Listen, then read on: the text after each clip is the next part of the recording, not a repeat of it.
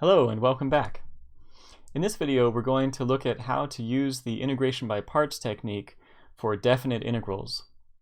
In example 4 we have the integral from 0 to 1 of x e to the x dx. And you might recognize that as being a type of integral that integration by parts can help us out with. So what we can do is off to the side do that integration by parts. Specifically the tabular method is the way we've been writing it up. We're going to write x is like our u, e to the x is like our dv. We'll take derivatives going down. When we have a polynomial, we can take derivatives going all the way down to 0. And then integrate the e to the x going up. So then our uv's are popping out along the diagonals.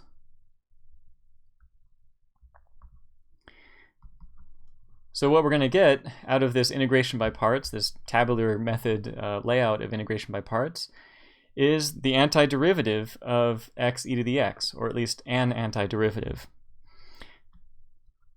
We can write that here, x e to the x minus e to the x. From x equals 0 to x equals 1. Then we just plug in our limits of integration and subtract. So plug in the 1.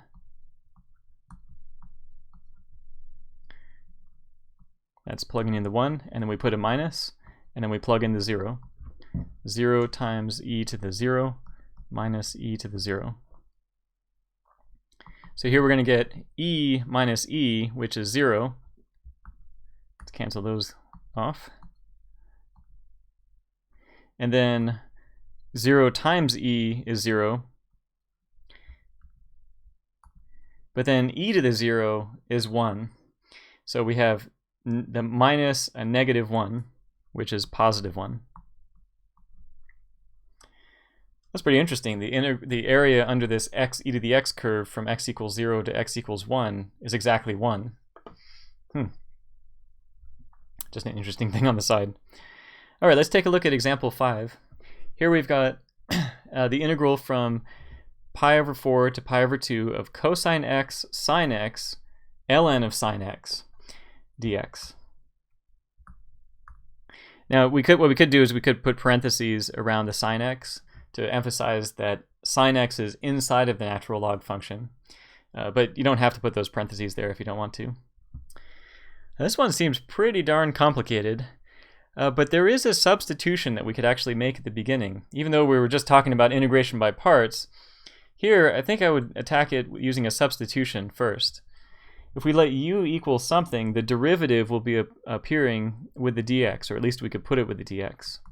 What could we let u equal to? If you said let u equal sine x, then that would be a good choice, I think, for u.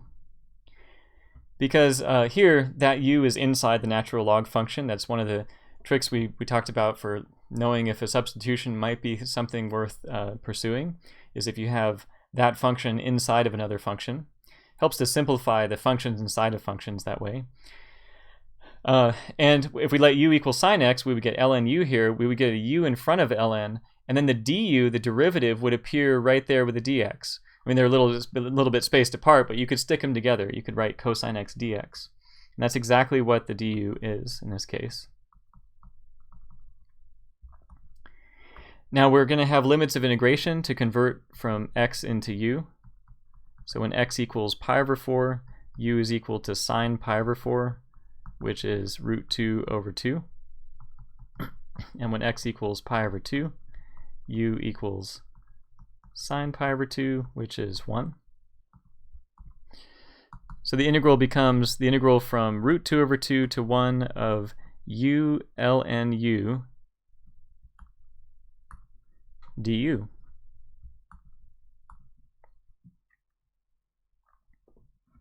Okay, well that's definitely a simpler integral.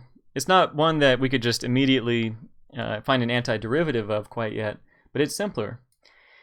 So we're going to look at this as if it were a brand new integral, like hit the reset button right now and think, how can I do this integral now? Substitution got me this far, but how can I do this new integral here? Well, we could do an integration by parts. We could let our u be ln u, which is maybe we would have to choose different variables, but the integration by parts variable was u, so this would be like our choice for u by liate, if you remember the mnemonic L-I-A-T-E.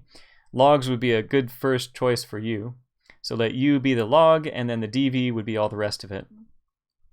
Now, since with our tabular method, our tabular way of writing the integration by parts formula, we don't have to worry about assigning the u and the dv variables to each of those parts. We can just write it as ln u on the left and u on the right. Now we're just going to take one step of this integration by parts because we don't have a polynomial to go all the way down to 0, so we want to take it one step at a time. We have 1 over u if we take the derivative. When we integrate u, we're going to get u squared over 2. And then after this first step of integration by parts, we're just going to pause and see what would be inside of our new integral at this point, which is going to appear on this last row here. So inside the new integral, it would be 1 over u times u squared over 2. Well, that's going to simplify. A u would cancel with the u on the top, and we would just get u over 2. And that inside of an integral we can handle. We can take the integral of u over 2. It'd just be u squared over 4. So let's pull out of integration by parts, knowing that we can evaluate the integral that comes out of it. And what I'm going to do here is I'm going to continue finishing the integration by parts down below. So that way we get an antiderivative of u ln u, and then we just plug in our limits of integration over here. That way we don't have to figure out what to do with these limits of integration as we're doing our integration by parts. So I'm going to finish finding the antiderivative, which means I'm going to write u squared over 2 ln u minus the integral of, and then here we have u squared over 2 times 1 over u squared over 2 times 1 over u, whoop,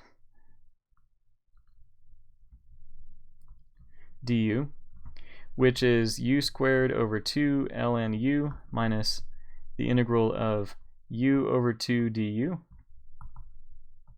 which is u squared over 2 ln u